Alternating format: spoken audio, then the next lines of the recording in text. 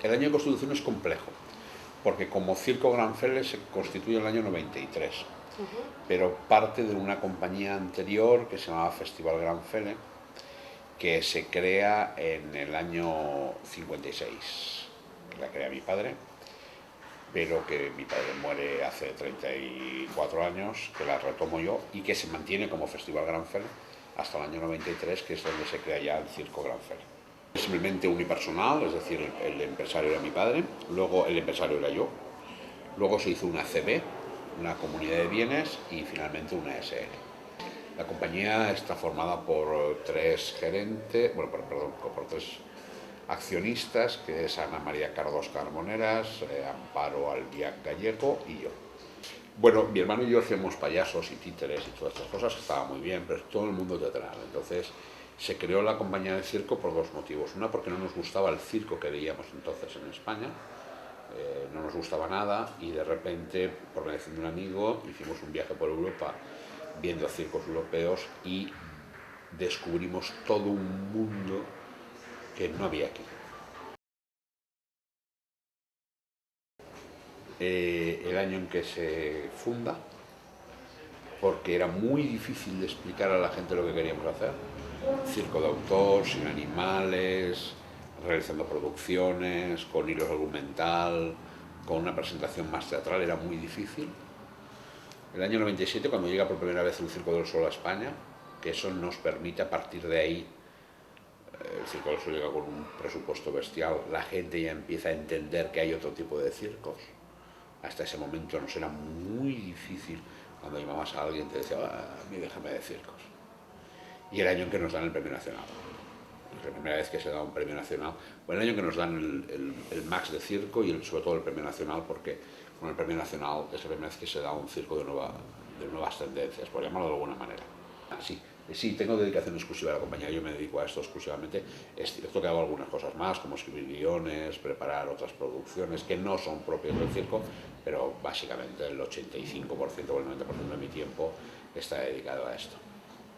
La del 2010 fueron 60.000 euros, creo que es, son 61, 62.000 euros, para el proyecto bienal. Sí. Bueno, vamos a ver, nosotros hacemos todos los años un plan de viabilidad de la propia compañía, pero que los últimos 3 o 4 años no se ha podido cumplir nunca, y realmente acabamos usando la subvención para tapar agujeros de última necesidad. Bueno, un momento. No para eso, sino que acabas de alguna manera, ¿no? Normalmente las subvenciones es para viajes fuera de España y para pagar nóminas. Eso es básicamente, ¿no? Lo que pasa es que últimamente, pues como hemos tenido que reducir personal, hemos traído gente de fuera, pues vas distribuyéndolo de las mejores maneras posibles. Tenemos ya que ha bajado muchísimo el trabajo, por ejemplo, en teatros y en redes. Se ha suspendido muchísimas actuaciones y hay una reconversión que hay que plantearse muy en serio. Tendríamos que dedicarnos solo y exclusivamente a trabajar en escena. O sea, todo el resto de trabajo de estudios, etcétera, se tendría que anular. Y evidentemente todo lo que estamos haciendo de generar nuevos proyectos, de generar nuevas ideas y nuevos lenguajes no se hubiera podido hacer. Evidentemente han mejorado, porque nosotros hemos ido mejorando, hemos ido ganando. Nosotros tenemos una oficina estable, con mucha gente estable, y entonces, claro, evidentemente las subvenciones han ido mejorando. En los últimos 2 años han ido bajando. Han ido menguando bastante, porque se han ido recortes. Cosa absurda, ¿eh? Sí, yo creo que si tú retiras una subvención... En España está mal visto que la gente de teatro tenga subvención, pero eso es pura ignorancia, una ignorancia supina, porque si quitamos todas las subvenciones, quitamos España. Hay que pensar que desde la luz está subvencionada, la gente no paga el coste de la luz, el kilovatio, el Estado subvenciona en las empresas el coste de la luz, subvenciona el coste del butano, subvenciona el caso del pesquero, la agricultura, la leche, la ganadería, subvenciona los vuelos de avión. Para que una compañía venga a Manises tiene que estar subvencionada, subvenciona los costes de los trenes. Es decir, todo está subvencionado, subvenciona el Palau de les Arts, el Palau de la Música, el Teatro Principal, están subvencionados todos. Creo que se podría mejorar si la orden de ayudas fuera una orden consensuada con los distintos sectores de las artes escénicas. Porque no se consensúa, se habla, pero no se consensúa. Eso por un lado. Por otro lado, si se tuviera en cuenta las especificidades y características de ciertas ramas de eso. No es lo mismo el teatro de texto que el teatro de calle, no es lo mismo que el teatro de títeres, no es lo mismo que el circo. Y ahora se hace una especie de orden de ayudas muy general, que hace que luego sea complicado aplicar a ciertas compañías. Pero que no es nada complicado, o sea, vamos a ver, no sería nada complicado hacer esas alteraciones dentro de la orden de ayudas, son muy fáciles, ¿no? Pero sobre todo lo que más ha hecho en falta es que se consensúe y que se entienda que el sector teatral entra dentro del sector productivo español. Creo que la cultura en España representa un 10,6% del Producto Interior Bruto, que se entienda qué es eso. Porque hasta ahora en ciertos sectores se entiende, esta es una frase muy repetida en televisión, este grupo de titiriteros de izquierda que hacen eso. Yo parto de las cosas más raras del mundo. De una idea, de un viento, de una palabra, de un pensamiento, de una imagen. Depende del espectáculo, se me ocurre de cualquier sitio. Normalmente yo tengo que reunir las dos figuras, la del director, o sea, la del guionista creador con la de productor, porque soy muy consciente de que a mí se me ocurren ideas muy bonitas que luego serían prácticamente impagables en escena, con lo cual me quedo a la misma. Entonces yo empiezo a pensar una idea, la voy escribiendo, voy pensando si eso es técnicamente viable, si presupuestariamente es viable, y voy trabajándola haciendo mis juegos mentales e inventándome las historias. Cuando ya está todo eso, la escribo y la guardo en un cajón por lo menos un mes. Y luego la vuelvo a leer y normalmente retiro todo y vuelvo a empezar de cero. Pero si no va todo a la papelera, pues a partir de ahí la voy y tal. Entonces, cuando ya lo tengo muy claro es cuando hablo con mi compañía. Hablo con la persona que lleva la música, hablo con la persona que lleva la escena, entonces empezamos a preparar los números. Y cuando ya hemos hablado pues con mi preparador de pista, cuando hemos hablado con el músico, si requiere de coreógrafos, cuando hemos hablado con la coreografía, y cuando he hablado con mi hermano, que es con el que llevo el diseño de la parte escénica, cuando ya está todo hablado, pues buscamos la gente que lo tiene que hacer y a partir de ahí empezamos a ensayar. ¿Eso qué significa?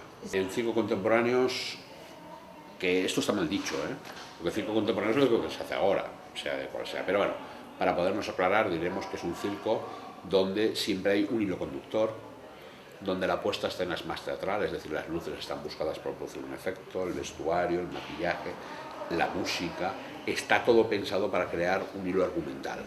No es como otros espectáculos de circo que simplemente hay un presentador que va presentando un número detrás de otro. Aquí hay todo sería mucho más parecido a una ópera o a un musical que a un espectáculo de circo de los que entendemos como tradicionales. Ese es el tipo de formato que estamos nosotros usando. Música en directo, sin animales, lo que entenderíamos hoy en día como un circo contemporáneo. Vamos a ver. Yo tengo muchos referentes, pero hay dos, aunque son muy amplios, que son muy fáciles. Uno, ese viaje que hice por Europa viendo circos y que encontré circos absolutamente maravillosos que para mí han sido imprescindibles. Por ejemplo, el Circo del Sol, por ejemplo, el Circo Roncalli, el Quini, el Blim, el Oise, Flick Flap, Siete Dedos de la Mano, y no solamente el Circo del Sol, el Circo del Sol es una gran empresa, la Gran Celeste de París, Ani Fratellini, hay muchos, todos ellos han sido el Teatro Zingaro Ecuestre. Luego mi referente teatral, yo vengo del mundo del teatro y todos esos referentes teatrales los he plasmado. Y por otro lado, mi infancia. De la rama materna, todos de una manera aficionada o profesional se han dedicado al mundo del teatro. Desde acomodadores a electricistas, sastres, sastresas, cantantes, etc. Y mi mundo era lo que entonces se llamaba el Patronato de la Juventud Obrera, que hoy se llama el Escalante. Y el Talía, que entonces se llamaba la Casa de los Obreros. Y por mi rama paterna, que era mi padre, solo mi padre se dedicó profesionalmente. Pero mi padre hizo zarzuela, mucho cabaret, mucha sala de fiesta, muchas variedades, mucho music hall. y luego ya, cuando ya era más teatro infantil. Me presentó cuando yo era niño a los más grandes, he visto a los más grandes, a Oleg Popov, a los Moreno. Eso es más complicado. No lo sé cómo lo hago, pero lo hago muy bien. Pero no te puedo explicar cómo se hace. Sé cómo hacerlo. Sé manipular al público, bueno, manipularlo. Sí, llevarlo a terrenos que tú quieres, a terrenos de la melancolía o de la risa o del miedo. Pero no sé cuáles son los mecanismos. Sé que lo hago y que lo hago muy bien. Pero en este espectáculo último que hemos hecho, que era Habana, la historia de payasos era de miedo. Y entonces me decían, ¿cómo vas a hacer una historia de payasos de miedo con niños? La hemos hecho y ha funcionado muy bien. Y muy poquitos niños se han asustado. Y eso que apagábamos las luces totalmente y las dejábamos a todas oscuras. Pero muy poquitos niños se han asustado. Los mismos que se asustarían cuando un payaso se acerca a ellos.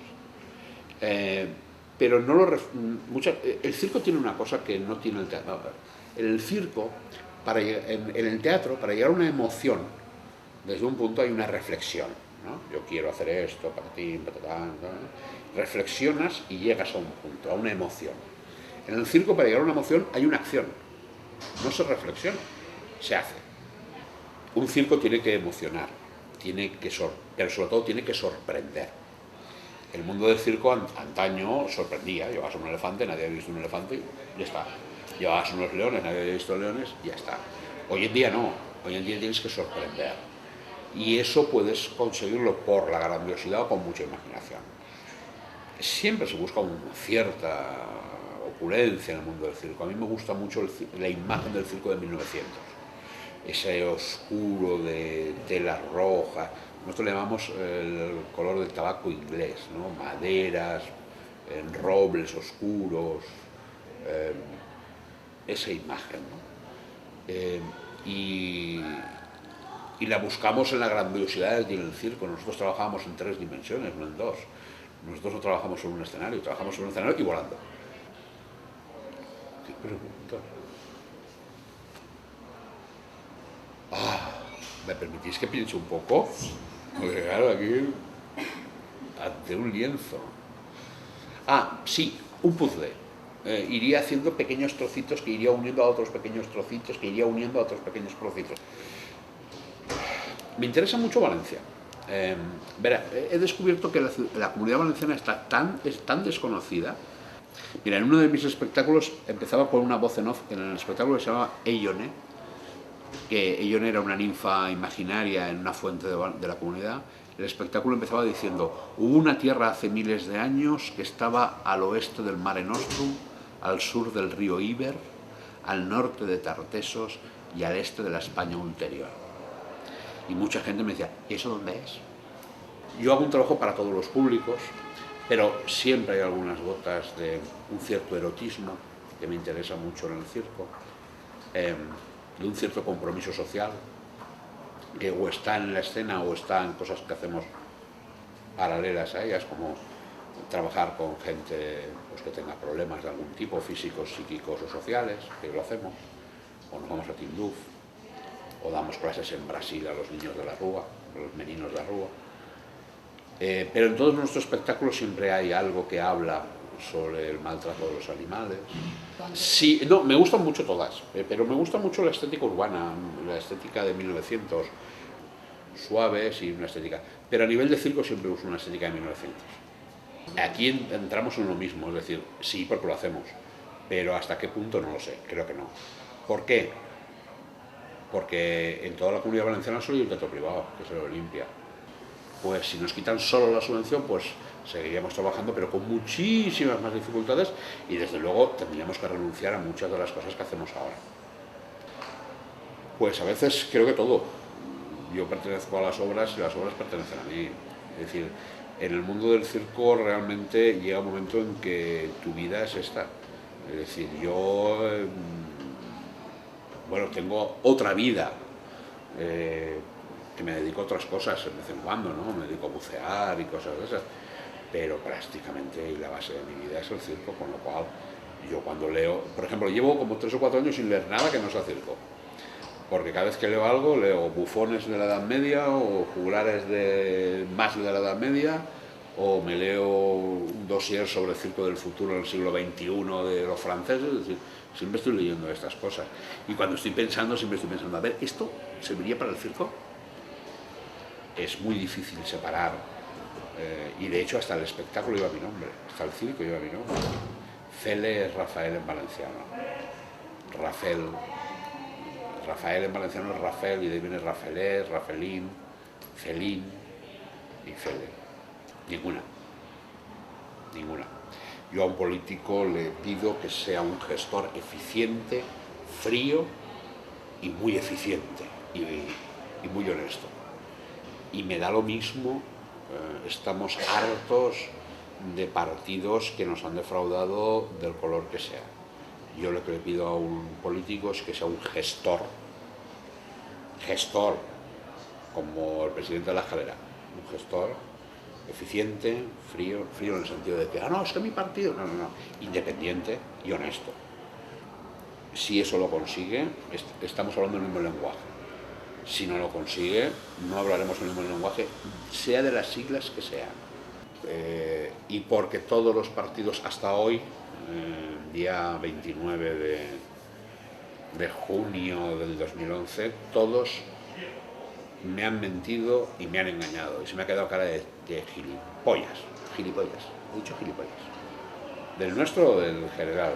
En general, de lo que es... En general es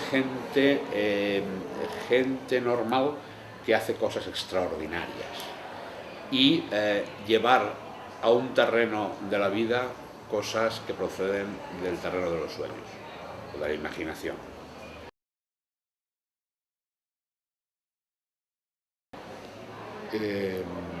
Yo creo que hay que incidir, lo hemos comentado, pero yo creo que hay que incidir más sobre, vamos a ver, el mundo de las artes, todas, lleva, no es el único mundo, lleva un componente de pasión, un componente de renuncia. Si realmente tuviéramos que hablar del mundo de la cultura en España, es deficitario de todos los colores y conceptos, con lo cual necesita mucha pasión y mucha voluntad de hacer.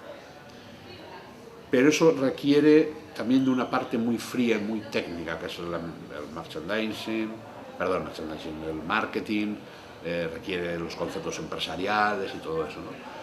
Y creo que ahí todos los que entramos en el mundo del arte entramos porque somos muy hippies, porque nos gusta mucho, porque somos muy progres, y nos damos un batacazo terrible porque no tenemos ese otro componente, que es el componente de sentarte detrás de una mesa y hacer números, hacer cálculos, ver proyectos de viabilidad, ver si esto funciona o no funciona. Nos quedamos en ese componente más artístico. Tú me has preguntado, por ejemplo, ¿en qué me inspiro? Pero no me has preguntado, ¿hay un plan de viabilidad? ¿Es un negocio? ¿Puedes vivir de ello? O sea, ¿te dedicas a esto? Sí, pero ¿puedes vivir de ello? Una empresa como la vuestra, si cada uno de las funciones que se hace lo tuviera que tener una nómina, ¿podría existir? No. O sea, si yo tuviera que contratar a un guionista, tuviera que contratar a un coreógrafo, tuviera que contratar a un director, no podría ser. ¿Vale? Porque yo asumo varias funciones y el otro asume varias funciones y esta chica asume 3 funciones y el otro tal. A partir de ahí es cuando puede sobrevivir la cosa, si no, no sobreviviría. Eso es lo que yo he hecho un poco de menos siempre cuando se habla de teatro. Siempre pasa, hablamos de arte, de estilos, de tal, pero no decimos, vale, ¿y tú cómo pagas? ¿Y le pagas la seguridad social? ¿O vas en negro? Que ese sería otro tema. ¿Qué pregunta me haría? Déjame que lo piense.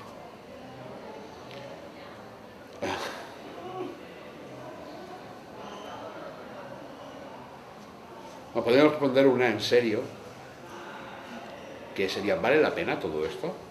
Porque hay muchas amarguras detrás de todo esto. ¿Vale la pena? Y podemos contestar una en broma. En el más allá tendrán cambio de billetes de 300 euros. Y la ropa interior la tendré que llevar a limpiar. No, simplemente vale la pena. Y a veces, depende del día, no vale la pena. Pero, aunque seamos así, como somos muy narcisistas los de teatro, y los de decir, como te digo ya, cuando sales a escena y encima te aplauden y te dicen y te reciben. El domingo pasado fuimos a ver la primera parte del Corpus, fui con ella a hacer fotografías, porque el próximo espectáculo nuestro tendría que ver con eso. Y es muy gratificante que vas andando por la calle y todo el mundo te dice, ¡ay, gran Fere! No sé cuántos y tal. Hola, ¿qué haces aquí? Viendo el Corpus. Y dice, cuando se lo diga a mi hija, de Sagunto. Hemos venido de Sagunto y mi hija no ha querido venir. Se va a chinchar, porque cuando le digamos que hemos estado contigo, que se joda. Pues claro, engordas y mira cómo estoy. Y da mucho gustito. Pero luego el día a día es muy duro. Muy duro. Porque te encuentras con gente muy tonta. Pero lo que hay.